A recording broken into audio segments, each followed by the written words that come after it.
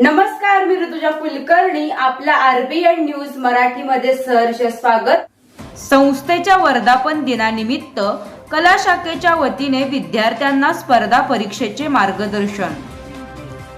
दी friends association Jat संचलित Jat high school Jat and junior college of arts and science Jat मध्ये संस्थेच्या 58व्या वर्धापन दिनानिमित्त कला शाखेच्या वतीने बुधवार दिनांक 10 जुलै 2024 रोजी स्पर्धा परीक्षा मार्गदर्शन कार्यक्रमाचे आयोजन करण्यात आले.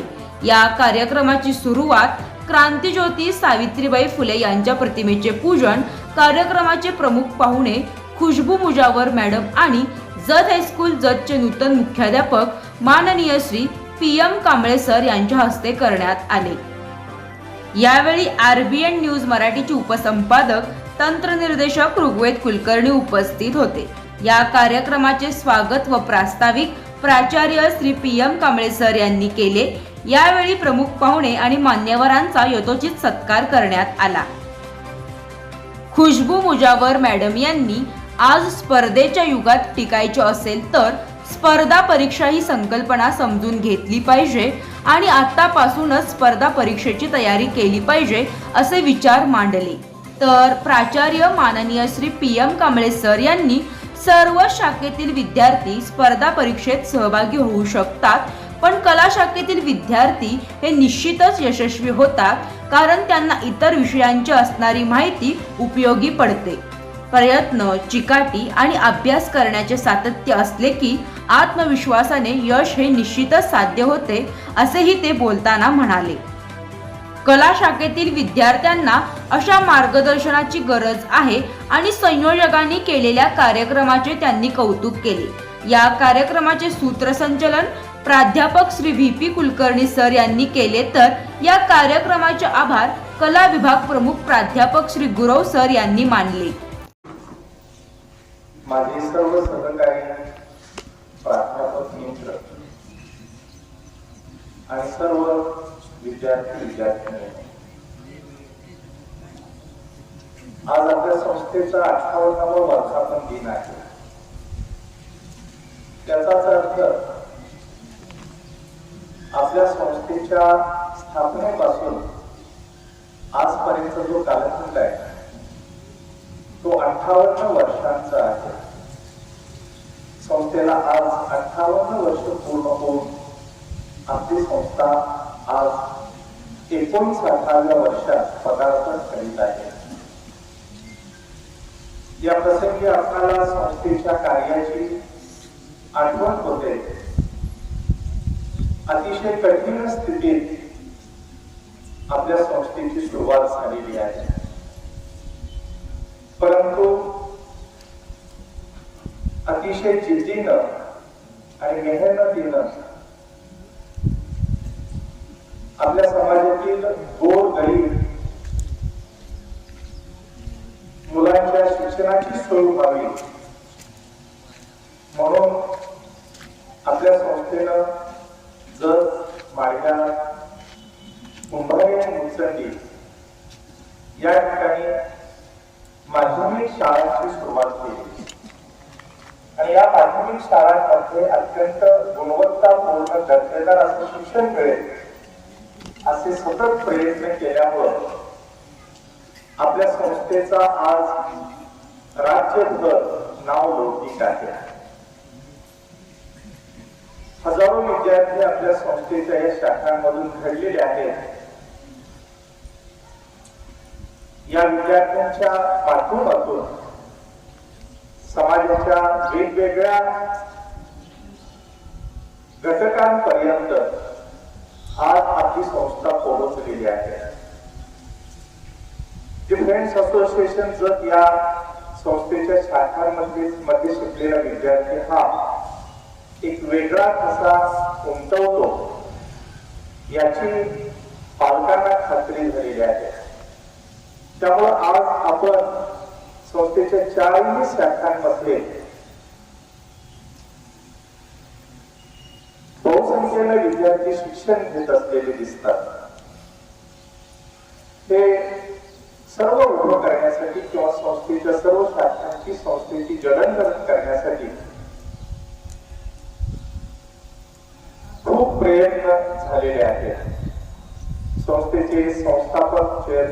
सेक्रेटरी, संचालक मंडळ यांनी तन मन अर्पण करून आपल्या संस्थेला स्थैर्य देण्याचा खूप प्रयत्न केलेला आहे. त्याबरोबरच अनेक हितचिंतकांनी, आश्रयदात्यांनी आपल्या संस्थेला मदत केलेली आहे.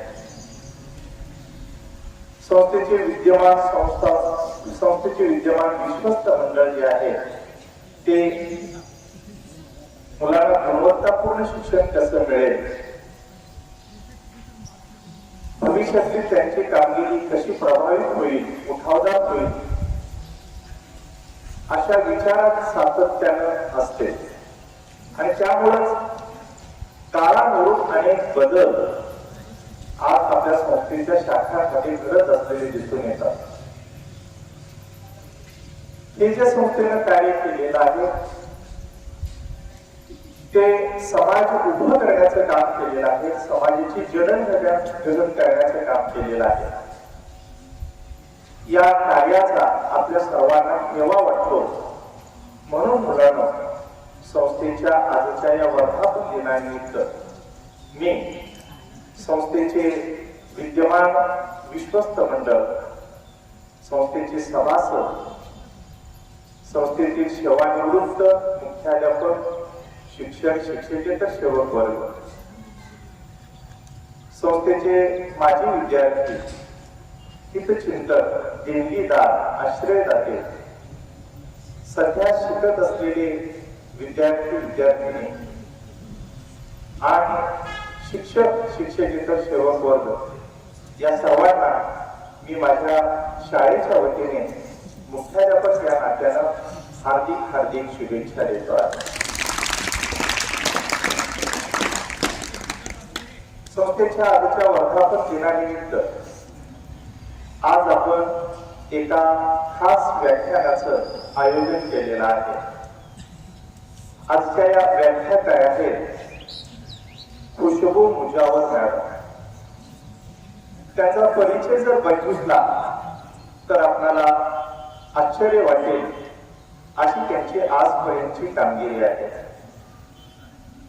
त्या ऍथलेटिक्सच्या उत्कृष्ट खेळाडू आहेत.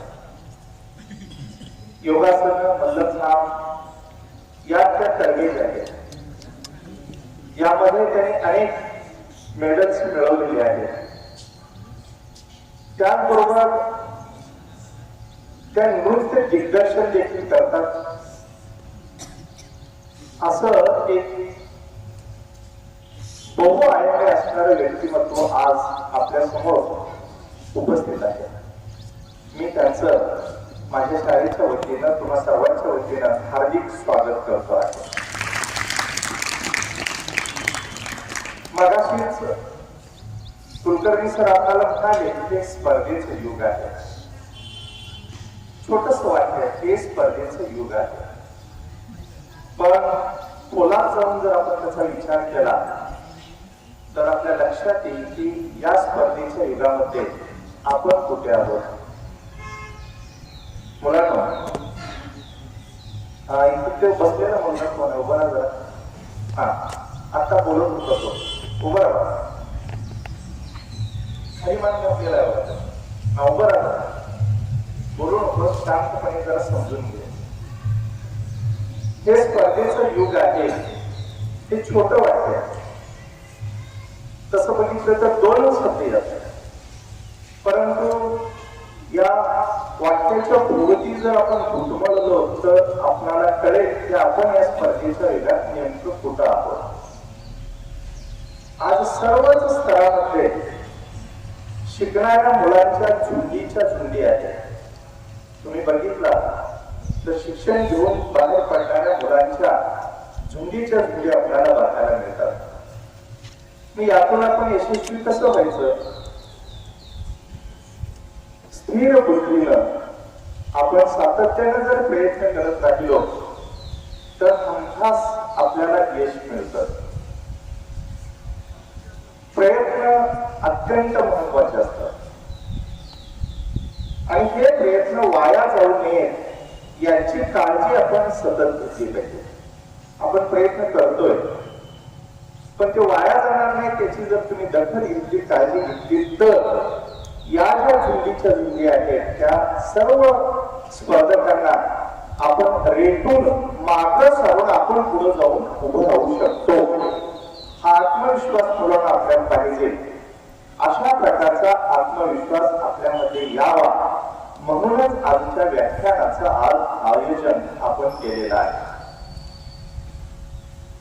आता इथं व्याख्यान आयोजित केलेलं आहे याचा अर्थ व्याख्यातांचा वेळ महत्वाचा आहे, तुमचा वेळ महत्वाचा आहे.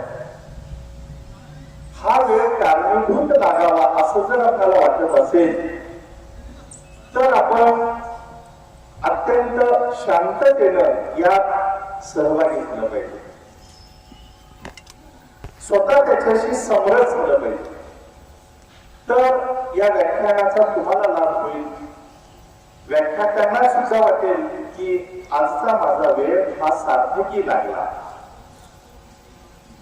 म्हणून मुलांनो, जी जी व्याख्यान आपण या स्पर्धा युगात आयोजित करतो आहे त्या व्याख्यानाचा भविष्यात तुम्हाला लाभ होणार आहे. म्हणून त्याच्याशी आपण समरस व्हावं, विचार करावा आणि आपली भविष्याची दिशा निश्चित करावी. आणि निश्चित दिशा झाली की त्या दिशेने आपण जावं हाच एक हेतू या व्याख्याना पाठीमागे आहे. तेव्हा मी प्रास्ताविक संपवत असताना आपल्या सर्वांना पुन्हा एकदा हार्दिक शुभेच्छा देतो. प्राध्यापकांनी आज एक मौलिक व्याख्यान आयोजित केलेलं आहे. त्याबद्दल उच्च माध्यमिक कला विभागाच्या सर्व प्राध्यापकांना मी हार्दिक धन्यवाद देतो आणि माझं हे प्रास्ताविक पूर्ण करतो. धन्यवाद. खूपच अनमोल असं मार्गदर्शन आपणा सर्वांना केलेलं आहे. यानंतर मी आजच्या कार्यक्रमाच्या ज्या प्रमुख वक्त्या आहेत त्यांचा मी आपणास परिचय करून देत आहे. त्यांचं संपूर्ण नाव खुशबू वहिदा मुजावर. त्या जतमध्येच या ठिकाणी राहतात. त्यांचं 1ली ते 4थी पर्यंत शिक्षण जिल्हा परिषद प्राथमिक शाळा वळसंग या ठिकाणी झालेलं आहे. त्याचबरोबर 5वी ते 12वीचं शिक्षण शांतिनिकेतन विद्यालय सांगली या ठिकाणी झालेलं आहे. त्यानंतर 11वी 12वी त्यांनी विज्ञान शाखा केलेली आहे आणि तदनंतर ग्रॅज्युएशन म्हणजेच BA ची पदवी राजे रामराव महाविद्यालय जत या ठिकाणी त्यांनी संपादन केलेली आहे. त्याचबरोबर MA चं शिक्षण शिवाजी विद्यापीठ कोल्हापूर या ठिकाणी त्यांनी केलेलं आहे आणि सध्या ते MPSC चा अभ्यास करत आहेत. त्याचबरोबर त्यांना विशेष प्रावीण्य मिळालेलं आहे. त्या 3 वेळा नॅशनल स्पर्धेमध्ये सहभागी झालेले आहेत. जिम्नॅस्टिक या खेळ प्रकारामध्ये त्यांना राज्यस्तरीय मेडल प्राप्त झालेलं आहे. त्याचबरोबर कला क्षेत्रामध्ये त्यांना विशेष असं प्रावीण्य मिळालेलं आहे. त्यामध्ये राज्यस्तरीय नृत्य स्पर्धा यात प्रावीण्य मिळालेलं आहे. त्याचबरोबर सह्याद्री चॅनलवर नृत्याचं त्यांनी प्रक्षेपण केलेलं आहे. उत्कृष्ट अभिनेत्रीचा अवॉर्ड त्यांना प्राप्त झालेला आहे. अनेक नाट्य स्पर्धेमध्ये त्यांनी सहभाग घेतलेला आहे. त्याचबरोबर लागीर झालं जी ही जी मालिका आहे या मालिकेमध्ये सुद्धा त्यांनी काम केलेलं आहे. त्यांच्या कलाकारांसोबत अनेक नाटकांमध्ये काम केलेलं आहे. त्याचबरोबर सरांनी मागाशी सांगितल्याप्रमाणे मलखांब या राज्यस्तरीय स्पर्धेमध्ये त्यांनी सहभाग घेतलेला आहे. तामिळनाडू येथे झालेल्या इंटरनॅशनल योगा स्पर्धेमध्ये त्यांचा सहभाग आहे. हस्ताक्षरासाठी सुद्धा त्यांना राज्यस्तरीय प्रमाणपत्र प्राप्त झालेलं आहे. NCC प्रमाणपत्र सुद्धा त्यांना प्राप्त झालेलं आहे. असं हे बहुआयामी व्यक्तिमत्व आज आपल्याला लाभलेलं आहे. आपण आपल्या विद्यालयाच्या वतीनं पुन्हा एकदा त्यांचं जोरदार टाळ्या वाजवून या ठिकाणी स्वागत करूया.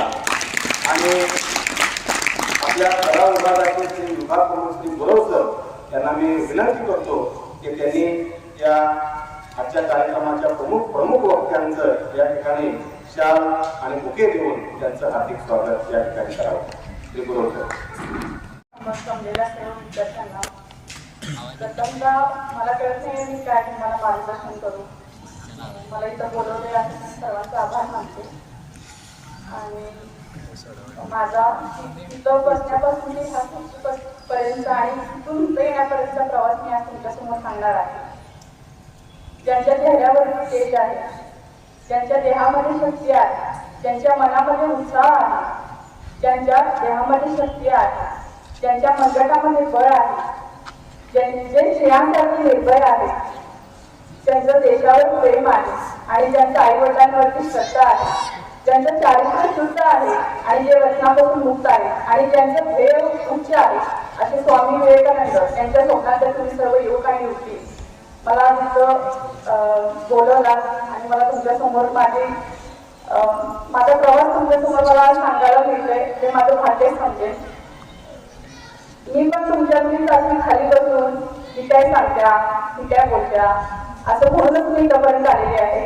आणि आता सरांनी सांगितलं की मी लागलेल्या कॉलेजमध्ये मी काम नाही केलेलं आहे, तर त्या फेममध्ये जो राहुल्या आहे त्याच्यासोबत मी अनेक नाटकामध्ये मी काम केलेलं आहे. तर लगेच खाली सुरुवात झाली, तिला कुठं बघितले आणि सिरियलमध्ये. तर असं नाही आहे, जे केलंय ते केलं, जे नाही केलं ते नाही केलं. मी आधी इथे उभे आहे ते फक्त माझ्या आईमुळे उभे आहे. माझं आजपर्यंत माझ्या आईनं कधीच कौतुक केलेलं नाहीये, कधीच केलेलं नाहीये कौतुक. मला वाटतं मी 20पैकी कधी 17 मार्क पडले मला, तर आई मला कुठेच विचारायची 17 मार्क पडले नाही, 3 मार्क कुठं गेले. हाच प्रश्नामुळे मी आधी इथे उभे आहे. आणि आईसोबतच मला कुणाला माझं म्हणजे मी भाग्यवान समजते की मला माझी एवढी चांगली शाळा मिळाली, माझे शिक्षक मिळाले. मी हॉस्टेलला राहत होते, हॉस्टेलमध्ये आई बाबांसारखं संगोपन माझं केलं गेलं तिथं. आणि मला इतकंच सांगायचं आहे की परिस्थिती, सगळे म्हणतात परिस्थिती गरीब आहे आणि शिकू शकत नाही, ह्या सगळ्या गोष्टी मला मान्य आहेत, पण त्या परिस्थितीतच राहणं त्या नक्की चुकी ठरू शकतो. मला असं वाटतंय त्या चुकीतून आपण कसं बाहेर पडता येईल आपल्याला, हे आपण त्याच्यावर आपण लक्ष दिलं पाहिजे. मला जाणून घ्यायला आनंद होईल की MPSC मध्ये कोणाकोणाला इंटरेस्ट आहे, की जे जाऊन पुढे MPSC करणार आहे. असे ते किती विद्यार्थी आहेत माझ्यासमोर? संख्या खूप कमी दिसते, कारण आता मला वाटतं की नवीन विद्यार्थी आहेत लोक, तुम्ही आहे की जुने आहात. मान्य आहे ह्या स्पर्धेमध्ये खूप म्हणजे स्पर्धा खूप आहे, त्या स्पर्धेमध्ये टिकून जाणं कठीण आहे. पण तुम्ही स्पर्धा परीक्षा नव्हे तर तुम्ही अनेक ठिकाणी जाऊन तुम्ही तुमचं भविष्य उज्ज्वल करू शकता.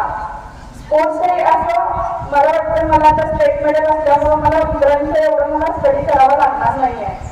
मी माझ्या स्टेटच्या मेडलच्या जोरावर कुठलीही पोस्ट काढू शकेन. मला आता पोलीस भरतीमध्ये मला जॉईनिंग लेटर मला मिळू शकते, पण मला तिथे नाही जायचं म्हणून मी त्या क्षेत्रात मला नाही जायचं. माझी आई स्वतः पोलीस आहे.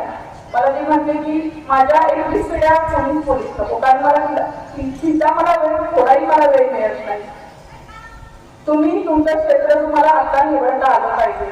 आता तुम्ही पाहिजे आहे की तुम्ही तुमच्या भविष्याची पाहिजे तुम्ही निवडावं आणि त्यानुसार तुम्ही वाटचाल करायला पाहिजे. आता कुणाला कुठल्या फील्डमध्ये जायचंय, कुणाला काय करायचंय तुम्ही आता ठरवलं पाहिजे. आणि ह्या वयात एक चांगला रोग होऊन जातो आपल्याला, ब्रेन रोग, तर ह्या तुम्ही बळी पडू नका. आई बाबांच्या चेहरा डोळ्यासमोर ठेवा, रक्ताचं पाणी करून ते आपल्याला शिकवतात. त्यांचं काहीतरी नाव करण्याने आपल्यामध्ये त्याची हिंमत असायला पाहिजे. आणि आपण म्हणतो की मी हे करेन, मी ते करेन, मला पोस्ट काढायचं, त्यासाठी मी काहीही करेन. तर काहीही करण्याची काहीच गरज नाही, फक्त आपल्याला अभ्यास करायला पाहिजे. आता जर तुम्ही काही महिने तुम्ही जर त्यामध्ये झोपून दिला तर नक्कीच आयुष्यात तुम्ही निवांत राहाल असं मला वाटतं. तर नक्कीच तुम्ही विचार करा, तुमच्या भविष्याचे दाते तुम्ही स्वतः आहात आणि स्वतःला आतापासून तुम्ही शिस्त लावून घ्या. घरी जावा, आरसा असेल तर आरशामध्ये स्वतःसोबत बोला, तुम्ही कुठे आहे, मी काय करताय, मला काय करायचं आहे ते तुम्ही स्वतः निश्चित करू शकताय. आपल्यासारखं स्वतःसारखं आपला चांगला तुझं कुठेच भेटणार नाही तुम्हाला. आणि मी माझी गोष्ट सांगते, माझी घरात एक डायरी आहे, तिथं मी नाव मी असं नाव करतो. मी रोज त्याच्यामध्ये लिहिते, खुशी तू काय करते, खुशी तुला काय करायचंय. स्वतःसोबत तुम्ही बोला. मित्र असावा आपल्या जीवनामध्ये, तर मित्र असा असू नये की तू वाईट मार्गी लागेल. मित्र असा असावा की तू कुठं चुकतोय, कुठं काय करतोय हे तू मला सांगायला पाहिजे. पण मला असं वाटतंय घरचे म्हणा, शिक्षक म्हणा, हे तर आपल्या सोबतच आहे, पण स्वतःची परिचय आणि स्वतःच आपण चांगले मित्र बनू शकतो. तुम्ही स्वतःला आधी करता. तुम्ही स्वतःवर प्रेम करू शकत नाही तर तुम्ही दुसऱ्यांवर काय प्रेम करणार आहे. ही वही, ह्या वहीवर माझा जीव आहे, ह्या वहीवर माझं प्रेम आहे. पण ह्याला तुम्हाला तुमच्या व्यक्तीवर त्रास होतो, तुम्हाला हे होते, तसं तुमच्याकडे वस्तूवर तुमच्या ध्येयावर पाहिजे. त्या ध्येयाला प्राप्त करण्यासाठी तुम्ही त्याच्यावर प्रेम तुमचं निर्माण करायला पाहिजे. मला असं वाटतंय. मला सुचत नाहीये खरंच काय बोलावं. असं वाटतं खूप काही सांगावं, पण सध्याची पिढी अशी आहे की बोलायला लागलं की म्हणतात ही काय सांगते, ही काय बोलते. पण असं नाही. तुम्ही पण कधीतरी इथे येणार आहात. कधीतरी म्हणून काय कमी आलं की असं वाटतंय अरे काय असं वाटायला लागतंय. पण ही तुम्ही तुमच्यावर येऊ देऊ नका. मी आजपर्यंत खूप लहान मुलांनी मार्गदर्शन केले, पण तुमच्या एवढ्या मोठ्या मुलांनी कधीच मार्गदर्शन नाही केलेलं आहे. मला तिथं बोलवलं हेच माझं मी भाग्य समजेन. आणि मी राहते जगमध्ये, पण मला जगचं काहीच माहीत नाहीये मुळात. म्हणजे सर मी माझ्या भावाच्या इथे दत्त क्लासेसला भेटायला गेले होते माझ्या मामीसोबत. मला वाटतं कदाचित मी 5 मिनिटं त्या सरांसोबत बोलले असेल. सर असं आहे ते तसं आहे अशा गोष्टी बोलल्या. सरांनी माझं नाव सुचवलं सरांना मुळात. आणि मला मगाशी मी त्या केबिनमध्ये बसलेले आणि आजकाल हे संस्थेचं वर्धापन दिन आहे, ह्याच्यामुळे कार्यक्रम ठेवतात, सगळ्या गोष्टी मान्य. पण मुकेराबाई सरांनी एक गोष्ट मला आवडली. सर तुम्ही फोन केलात आणि त्यांना फक्त शुभेच्छा दिलात. ह्या गोष्टी सर आजकालच्या जमान्यात कुणीच करत नाहीये. तुम्हाला जिव्हाळा निर्माण करता आला पाहिजे शिक्षकांनी तुमच्यामध्ये. तुम्ही तुमच्या संस्थेला, तुम्ही तुमच्या शाळेला तुम्ही शिस्त लावू शकता की माझं जे पोरले इतर बसलेले ते सगळं तुमच्याकडून घेणार आहे. तुम्ही सुरगुण करू नका. घरामध्ये भाऊ असतील, बहीण असतील, अपयश खूप येईल, पण खचून जाऊ नका. ह्या विषयावर मला एक अशी गोष्ट सांगू वाटते तुम्हाला. एक भलं मोठं जंगल होतं. त्या जंगलामध्ये खूप झाडे होते आणि त्या जंगलामध्ये एक पोरगा जाऊन बसलेला असं सहज. मी जास्त काही वैज्ञानिक भाषेत बोलणार नाही, तुम्हाला समजेल असेल भाषेत बोलते मी. त्या जंगलामध्ये एक पोरगा असं जाऊन बसला होता. तिथे एक आजोबा जातात आणि विचारतात काय इथे बसलाय. तो सरळ म्हणतोय मी इतक्या वर्ष कष्ट करतो पण काहीच माझ्या हाती लागत नाही आणि मी इथं आत्महत्या करण्यासाठी आलो. त्या आजोबा बसवतात त्याला म्हणतात इथं तू थांब. आता तू थांबलास, इथं काही वर्ष आधी एकही झाड नव्हतं आणि आता बघ पहाडगार जंगल आहे. मी एक डबा करून पूर्ण बिया इथं वरल्या, त्यानंतर हे एवढं जंगल निर्माण झालं. तेव्हा मला जाणीव झाली की मी काय करू शकतो. त्यानंतर काही दिवसांनी मी 2 झाडे आणली, एक प्राजक्ताचं आणि एक बांबूचं. 2 बिया आणले, प्राजक्ताचं आणि एक बांबूचं. मी दोन्ही झाडे समान अंतरावर समान पाणी देऊन तिथे झाडे लावली. पण झाडे लावल्यानंतर थोड्या दिवसांनी मी तिथे आलो, बघितलं तर प्राजक्ताच्या झाडाचं थोडंसं कोंब वर आलं होतं, पण बांबूच्या झाडाचा काहीच फरक नव्हता. आणि थोड्या दिवसांनी तिथे आलो तर प्राजक्ताचं झाड थोडंसं मोठं झालं होतं, पण बांबूचं झाड आहे तसंच होतं. अजून थोड्या दिवसांनी, अजून काही वर्षांनी तिथं गेलो, जवळजवळ प्राजक्ताचं झाड माझ्या कमरेइतकं झालेलं, पण बांबूचं झाड अजून काही आलेलंच नव्हतं. अजून काही वर्षांनी परत गेलो, प्राजक्ताचं झाड भलं मोठं झालं होतं आणि त्या झाडाला मस्त फुलं लागलेली होती आणि डौलाचं झाड डोलत होतं आणि पण बांबूचं झाड पण मात्र तेवढंच होतं. मी तेव्हा ठरवलं गेली 5-6 वर्ष हे झाड असंच आहे, म्हणजे बांबूचं झाड नक्कीच वाया गेलेलं असं असं म्हणून मी विषय तिथंच सोडला. पण मी काही वर्षांनी परत तिथे आलो, प्राजक्ताचं झाड खूप मोठं झालेलं आणि बांबूच्या झाडाला थोडीशी पाणी सुटलेली. तेव्हा मला कुठं बरं वाटलं. नंतर काही दिवसानंतर प्राजक्ताचं झाड तेवढंच राहिलं, मोठं झालं होतं, पण बांबूचं झाड जवळजवळ प्राजक्ताच्या झाडाला भिडेल इतकं मोठं झालं होतं. आणि काही दिवसानंतर ते आभाळाला चुंबन घेऊन इतकं उंच ते गेलं होतं. आणि काही दिवसानंतर 6 महिन्यानं मोठं वादळ सुटलं आणि प्राजक्ताचं डोलणारं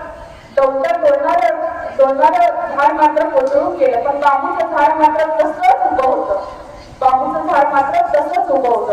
कारण गेली 6 वर्ष प्राजक्ताचं झाड फक्त आभाळासोबत आपली उंची वाढवत होतं, पण बांबूचं झाड मात्र गेली 6 वर्ष मातीमध्ये आपला पाया घट्ट करत होता, मुळांमध्ये ताकद निर्माण करत होता. वादळ आलं तेव्हा प्राजक्ताचं झाड पडलं, परंतु बांबूचं झाड कोसळलं गेलं नाही. तर मुलांना लक्षात ठेवा, तुम्ही प्रयत्न केला, 1 वर्ष प्रयत्न केला, हाती काय सांगितलं तर तुम्ही अपयश झालं असं समजून घेऊ नका. तर तुम्हाला अनुभव भेटला असं समजून जा. तुमची मुळं पक्की झाली असं तुम्ही समजून जा. तुमची 3 वर्ष वाढली तुम्ही असं समजू नका. तुम्ही असं समजा की तुमच्या एवढा अनुभवी व्यक्ती या जगात कुठलाच नाही असं तुम्ही समजून जा. तुम्ही स्वतःला खचून जाऊ नका. प्रयत्न असं का आजूबाजू त्याला सांगितलं आज म्हणजे तू नक्कीच तुझं काहीतरी होईल, तू असं खचून आत्महत्या म्हणून जाऊ नकोस, आत्महत्या केलास तर तू आणि तुझ्या फॅमिलीचंच नुकसान आहे असं त्यांनी समजावून सांगितलं. आणि पुन्हा तो पोरगा तिथून गेला आणि तो परत आता खायला लागला. तर तुम्ही आत्ताच तुमची पाया आहे, पाया भरणीला चालू करा.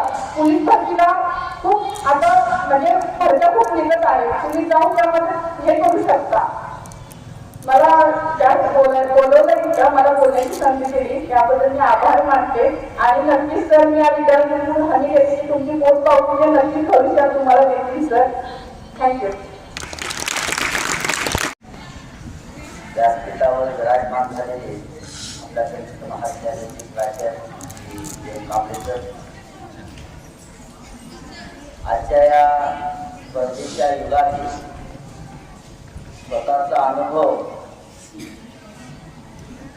नसणाऱ्या नवख्या स्पर्धकांना सांगणाऱ्या वक्त्या मुजावर मॅडम, माझे सहकारी बंधू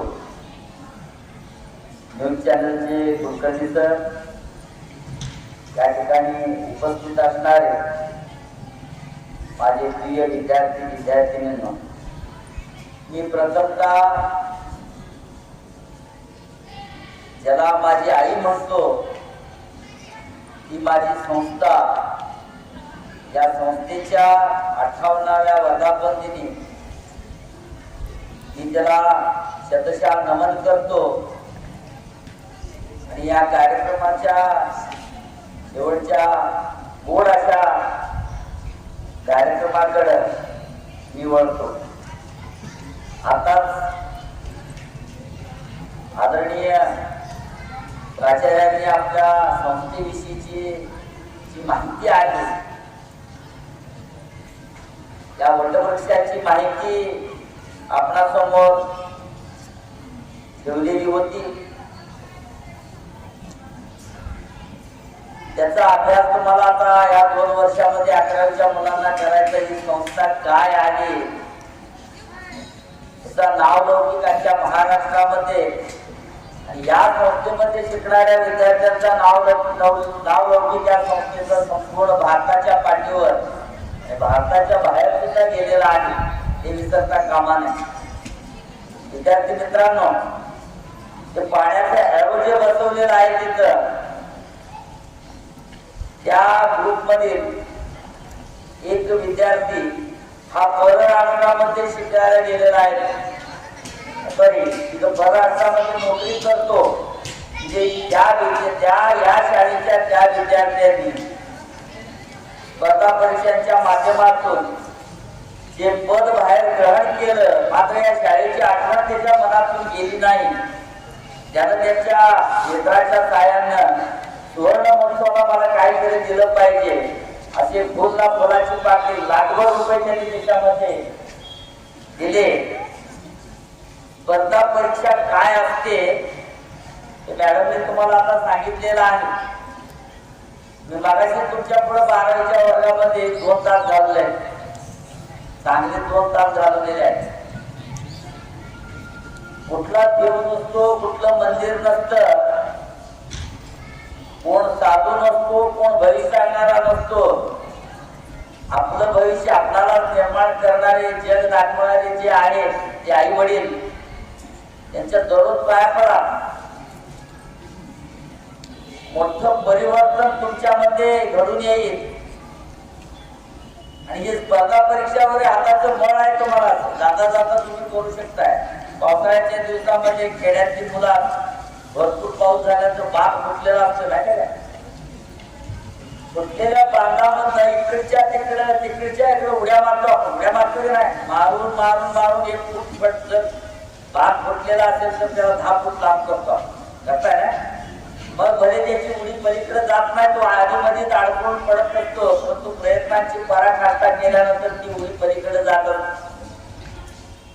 तसंच तुमच्या या स्पर्धा परीक्षेचं जीवन आहे मला.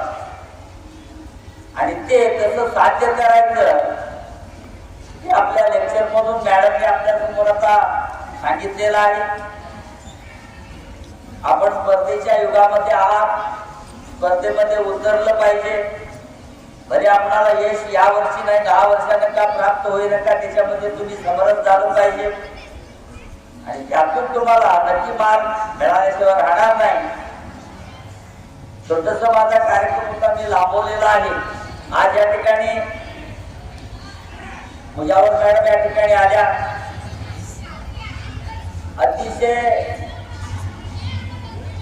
वेळेत वेळ काढून आपल्याला मार्गदर्शन केलं आणि त्या मार्गदर्शनाचा फायदा मॅडम नक्कीच आपल्या विद्यार्थ्यांना होईल अशी आशा बाळगतो. त्यांनी जे मार्गदर्शन तुम्हाला केलं याबद्दल मी संस्थेच्या वतीनं जत हायस्कूल ज्युनियर कॉलेजच्या वतीनं मी त्यांचं मनपूर्वक आभार मानतो. या ठिकाणी आदरणीय प्राचार्यांनी हा कार्यक्रम घेण्याकरिता आम्हाला परवानगी दिली. स्वतः कार्यक्रमाला ते उपस्थित राहिले याबद्दल ज्युनियर विभागाच्या वतीनं मी त्यांचे मनपूर्वक आभार मानतो. त्याच्यामुळे याच्यातच महत्वाचा भाग म्हणजे आमच्या या कला विभागाचे सांस्कृतिक विभाग प्रमुख आदरणीय चिंताजी सर यांनी हा कार्यक्रम घडवून आणला. याबद्दल मी त्यांचंही मनपूर्वक आभार मानतो. माझ्या सहकारी बंधूंनी सगळ्यांनी उपस्थित राहून हा कार्यक्रम छान भाग पडलेला आहे. भाग पाडण्याचा प्रयत्न ज्यांनी केलेला आहे याबद्दल त्यांचे मनपूर्वक आभार मानतो. आणि या तळपच्या उन्हामध्ये जे सूर्यचंद्र इथं बसलेले आहेत त्यांनी शांततेनं हा कार्यक्रम पार पाडला. सांगितलेल्या गोष्टी आपल्या खोपडीमध्ये घेतलेल्या आहेत अशी आशा व्यक्त करतो. आणि या सर्वांचं मी मनपूर्वक आभार मानतो. आणि हा कार्यक्रम या ठिकाणी संपलेला आहे असं मी जाहीर करतो. पाहुणे ऑफिसकडे जातील. आपण पुढील सूचना मिळेपर्यंत या ठिकाणी बसायचं. आरबीएन न्यूज मराठीला लाईक, सबस्क्राईब आणि शेअर करा आणि शेजारील बेल आयकॉनला क्लिक करा. RBN news Marathi.